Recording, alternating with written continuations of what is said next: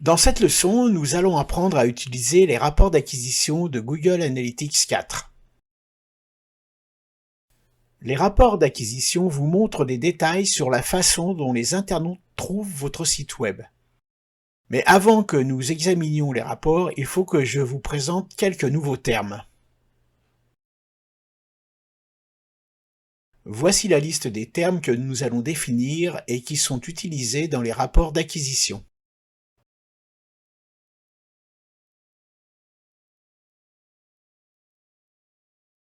D'abord, nous avons le referral. Quand on voit referral dans les rapports de Google Analytics, cela signifie qu'il s'agit d'un clic sur un lien depuis un autre site à destination de votre site web.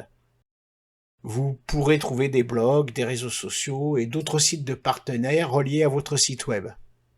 Tout cela se trouve dans les rapports d'acquisition. Nous pouvons également voir le trafic organique dans Google Analytics. Ce trafic est nommé organique. Il s'agit des visites qui proviennent de personnes cliquant sur une annonce gratuite sur une page de résultats d'un moteur de recherche. Ils effectuent une recherche, ils cliquent sur le résultat qui concerne votre site et ils y accèdent. Si vous exécutez des campagnes publicitaires Google Ads, vous trouverez ce trafic payant dans les rapports d'acquisition. Cela vous permet de suivre les internautes qui cliquent sur vos annonces dans la page des résultats de recherche. Nous verrons la configuration plus tard dans le cours pour savoir comment obtenir les données des annonces Google Ads dans Google Analytics. Nous pouvons également mesurer des campagnes personnalisées dans GA4. Cela nous oblige à définir nos actions marketing et à étiqueter correctement les liens entrant vers notre site web. Ainsi, nous pouvons suivre nos campagnes numériques directement dans les rapports d'acquisition GA4 et en comparer les performances. Nous verrons également un certain nombre de personnes venant directement sur notre site web. Cela inclut les personnes qui tapent une URL dans la fenêtre de leur navigateur et les personnes qui cliquent sur un lien non balisé dans une application de messagerie.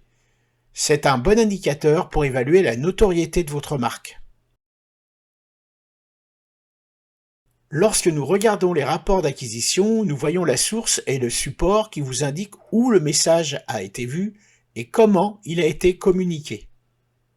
Par exemple, si nous voyons Google comme source et organique comme support, nous savons que quelqu'un a trouvé notre site web sur Google et qu'il a cliqué sur un résultat de recherche gratuit.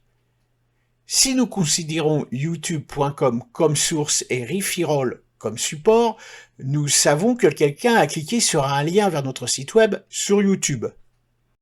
Et comme il provient d'un autre site web, il est signalé comme referral. Ensuite, nous avons Google et CPC.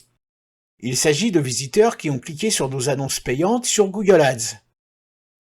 Puis nous voyons un clic vers notre site web à partir de Facebook, considéré ici comme referral.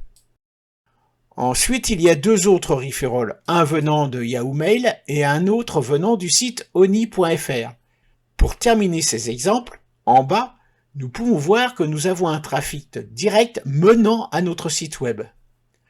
Le trafic direct n'inclut pas de support. Vous verrez donc None indiqué dans vos rapports. N'oubliez pas que dans les rapports, la source est l'endroit où le message est diffusé et le support est la façon dont le message est communiqué. Maintenant, c'est le moment de regarder les rapports d'acquisition, où vous verrez toutes les manières utilisées par les internautes pour trouver votre site web.